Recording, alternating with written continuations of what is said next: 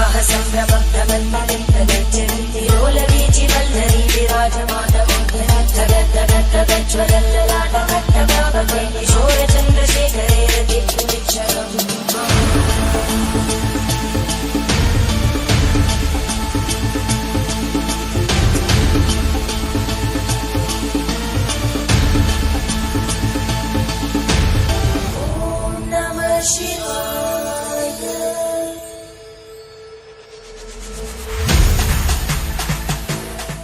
నమస్తే. అనంత భక్తి సనాతన ధర్మ ఛానల్ కి స్వాగతం. ఓం శ్రీ గణేశాయ నమః. ఓం శ్రీ సరస్వతీయే నమః. ఓం శ్రీ గురుభ్యో నమః. మహాకుంభమేళ భారతదేశంలోని పుణ్యక్షేత్రాల్లో ప్రయాగ ఒకటి. 7 మోక్షదాయక నగరాల తర్వాత దివ్య పాప విమోచన క్షేత్రంగా ప్రయాగ ప్రసిద్ధికెక్కింది.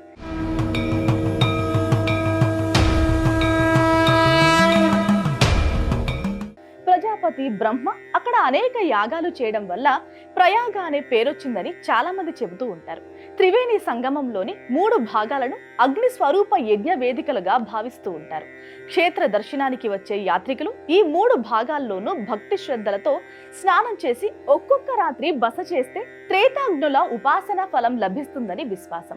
ప్రయాగరాజ అనే శబ్దాన్ని పలకగానే జీవుడు చేసిన పాపాలు భస్మమైపోతాయని, త్రివేణి సంగమంలో స్నానం మోక్షప్రదమని భక్తుల విశ్వాసం. దాన ధర్మాలకు ప్రయాగ శ్రేష్టమైన భూమిగా పరిగణిస్తారు. ఎందరో రాజులు, చక్రవర్తులు తమ సర్వస్వాన్ని ఈ క్షేత్రంలో సమర్పించారని చెబుతారు. ఈ ప్రదేశంలో భరద్వాజ మహర్షి ఆశ్రమం ఉంది. వనవాసంలో సీతారామ లక్ష్మణుడు ఈ ఆశ్రమాన్ని సందర్శించారని రామాయణం చెబుతోంది. భరద్వాజుడి విందు ప్రసిద్ధం. ఎప్పటికీ నాశనం కాకుండా కల్పాంతం వరకు నిలిచి ఉండే అక్షయ వటవృక్షం ఇక్కడే ఉంది.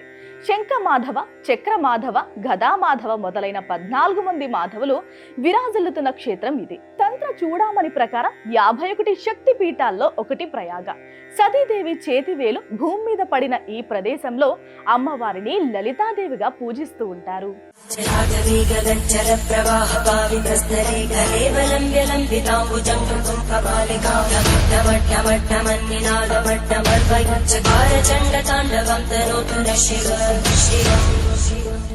కుంభ అనే సంస్కృత పదానికి తెలుగులో కుండ, కలసం అనే అర్థాలు ఉన్నాయి. మేళ అంటే కలయిక, జాతర. సూర్యుడు బృహస్పతి సింహరాశిలో ఉన్నప్పుడు, త్రయంబకేశ్వరంలో సూర్యుడు మేషరాశిలో ఉన్నప్పుడు హరిద్వారాలో కుంభమేళ జరుగుతుంది. బృహస్పతి వృషభ రాశిలో, సూర్యుడు మకర రాశిలో ఉన్నప్పుడు ప్రయాగలో, బృహస్పతి సూర్యుడు వృశ్చిక రాశిలో ఉన్నప్పుడు ఉజ్జయినిలో కుంభమేళ నిర్వహిస్తారు. దేవతలు తమ శక్తిని పోగొట్టుకుని దానిని తిరిగి పొందడం కోసం అమృతాన్ని సంపాదించాలని క్షీరసాగర మథనానికి పూనుకుంటారు. దీనికి గాను వీరు అమృతం లభించాక చెరిసగం తీసుకోవాలని ఒప్పందంతో తమ శత్రువులైన అసురులు అనగా రాక్షసుల సహాయం కోరతారు. అయితే అమృతాన్ని కలిగి ఉన్న కుంభ కుండ కనపడగానే వారి మధ్య పొట్లాట మొదలవుతుంది. ఈ పొట్లాట 12 రాత్రులు 12 పగళ్ళు అనగా మనుషుల దృష్టిలో 12 సంవత్సరాలు. దేవతలు రాక్షసుల మధ్య అమృతపు కుండ కోసం భీకర పోరు జరిగింది. ఈ యుద్ధ సమయంలో శ్రీ మహావిష్ణువు రాక్షసులకు దొరకకుండా అమృత భాండంతో పారిపోతూ ఉండగా అందులో నుంచి 4 అమృతపు చుక్కలు భూలోకంలోని 4 నదుల్లో పడ్డాయి. దానితో ఆ 4 నదులు అత్యంత పవిత్రతను సంతరించుకున్నాయి. అవే హరిద్వారాలోని గంగ,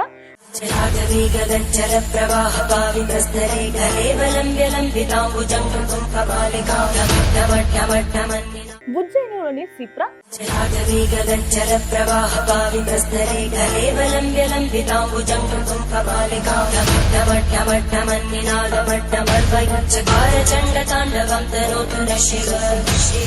నాసిక్ లోని గోదావరి,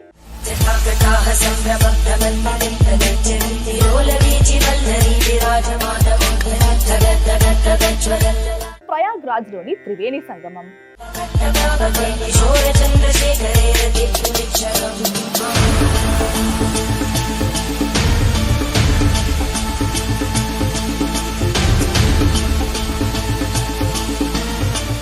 ఈ నదుల్లోని నీళ్లు కొన్ని సమయాల్లో అమృతత్వాన్ని సంతరించుకుంటాయి. అదే కుంభమేళా సమయం. అప్పుడు ఈ నదిలో స్నానం చేసేందుకు కోట్లాది భక్తులు సిద్ధమవుతారు. ఆ ప్రత్యేక సమయాన్ని బృహస్పతి, సూర్యచంద్రుల కదలికను బట్టి నిర్ణయిస్తారు. వీటి ఆధారంగానే కుంభమేళాను 2 రకాలుగా జరుపుతూ ఉంటారు. అర్ధ కుంభమేళ 6 ఏళ్లకోసారి ప్రయాగ హరిద్వార్లో జరుగుతూ ఉంటుంది. పూర్ణ కుంభమేళ 12 ఏళ్లకో పర్యాయం ప్రయాగ, హరిద్వార్, ఉజ్జయిని, నాసిక్లో నిర్వహిస్తారు. 12 పూర్ణ కుంభమేళాలు పూర్తయ్యాక 144 సంవత్సరాలకోసారి ప్రయాగలో మహాకుంభమేళ జరుగుతుంది. ఇప్పుడు మనం జరుపుకుంటున్నది మహాకుంభమేళానే. ఆ నదుల్లో స్నానం చేయడం వల్ల ఆయువు, ఆరోగ్యాలు సిద్ధిస్తాయని, చేసిన పాపాలు తొలగిపోయి పునీతులు అవుతారని, మోక్షం లభిస్తుందని భక్తుల యొక్క విశ్వాసం. ప్రయాగలో మాఘ స్నానం అత్యంత పుణ్యప్రదమని పద్మపురాణం చెబుతోంది. ప్రయాగ క్షేత్రం యొక్క మహత్వాన్ని అగ్ని, మత్స్య, కూర్మ పురాణాలు పేర్కొన్నాయి. ఈ మహాకుంభమేళ ఒక స్నానం చేయడానికి మాత్రమే పరిమితం కాదు, మరెన్నో విషయాలు నేర్చుకునే వేదిక కూడా. అపర శివ, విష్ణు భక్తులైన అఘోరాలు, సాధువులు, ఆధ్యాత్మిక వేత్తలు, పండితులు ఇలా దేశవ్యాప్తంగా ఎంతో మంది హాజరవుతారు. వీళ్ళంతా ఇక్కడికి వచ్చి తమకు తెలిసిన విషయాలను కథలు, భజనల రూపంలో తెలియచేస్తూ ఉంటారు.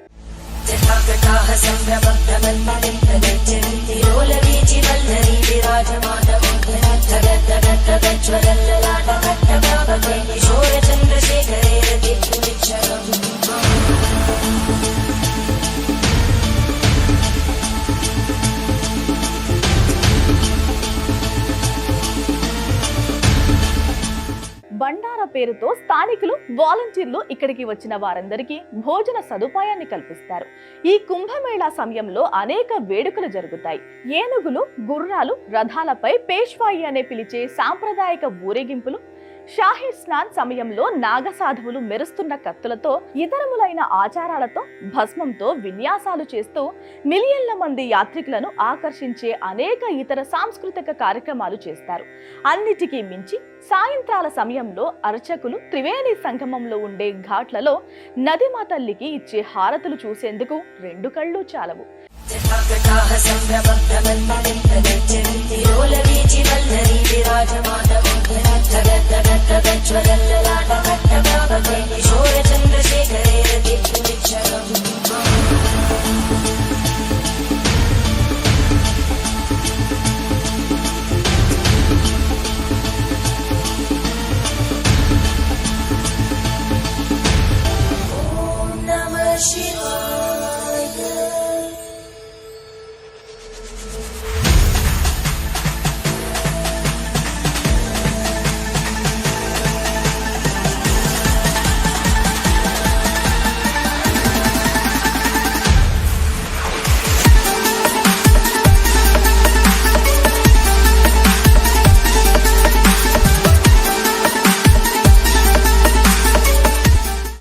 ఈసారి ఈ కుంభమేళాకు మరో ప్రత్యేకత కూడా ఉంది.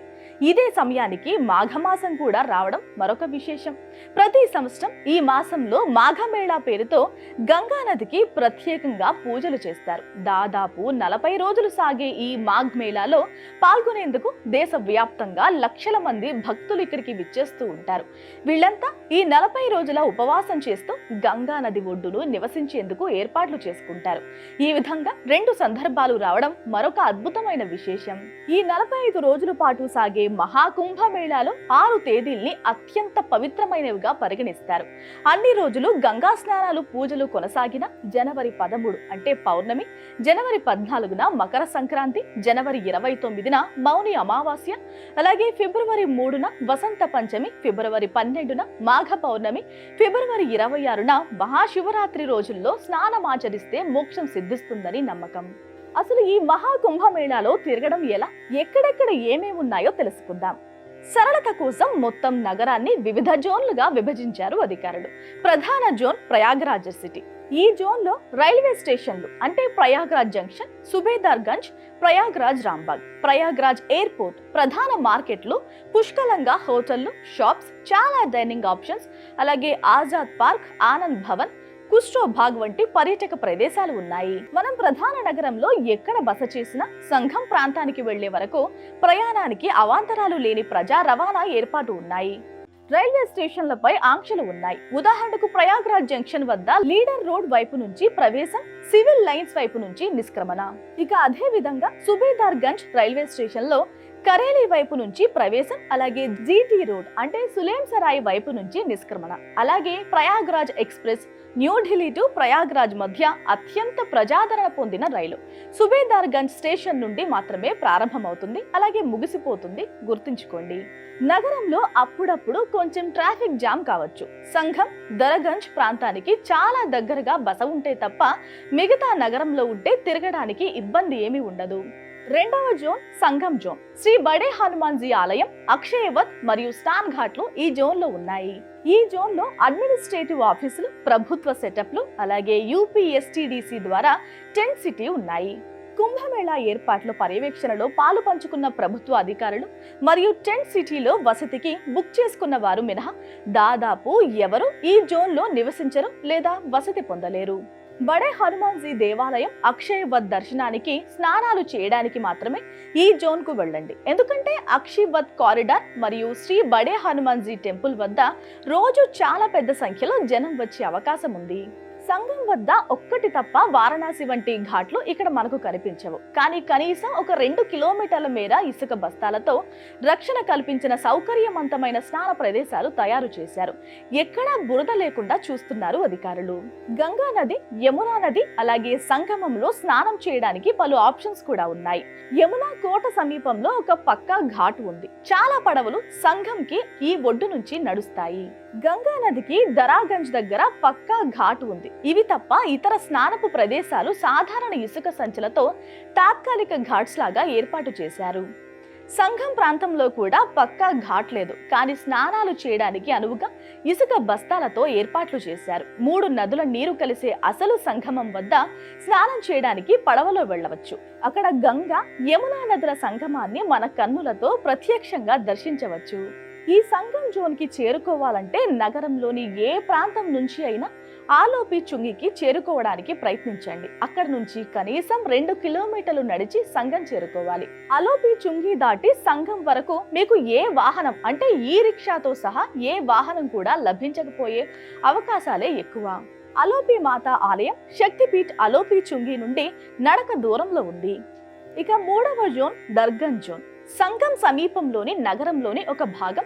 ప్రాథమికంగా నాగ్ వాసుకి ఆలయానికి ప్రసిద్ధి. అలోపి చుంగి రైల్వే స్టేషన్లు, అలాగే సివిల్ లైన్ల నుండి దరగంజ్ కోసం ఆటో లేదంటే ఈ రిక్షా పొందవచ్చు. ఇది సంఘం నుంచి 2 కిలోమీటర్లే.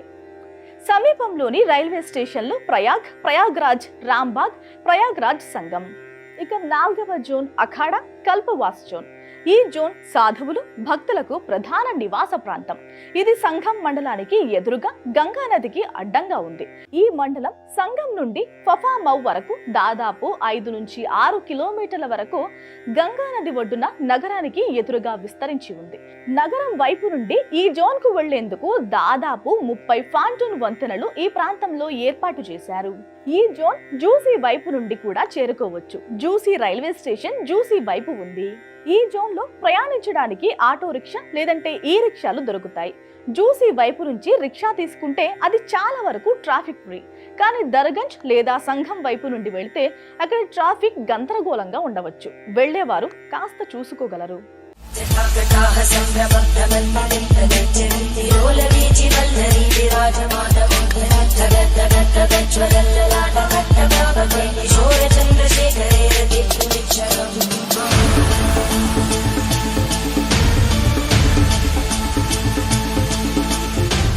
సర్వేజన సుఖినో భవంతు. గోవులను సేవించండి, గోవులను రక్షించండి. ప్రకృతిని కాపాడడం మన ధర్మం. దయచేసి ప్రతి ఒక్కరూ ఒక మొక్కైనా నాటండి. ఇలాంటి మరిన్ని వీడియోలు చూడడానికి మా అనంత భక్తి సనాతన ధర్మ ఛానల్ని సబ్స్క్రైబ్ చేసుకోండి. నమస్తే.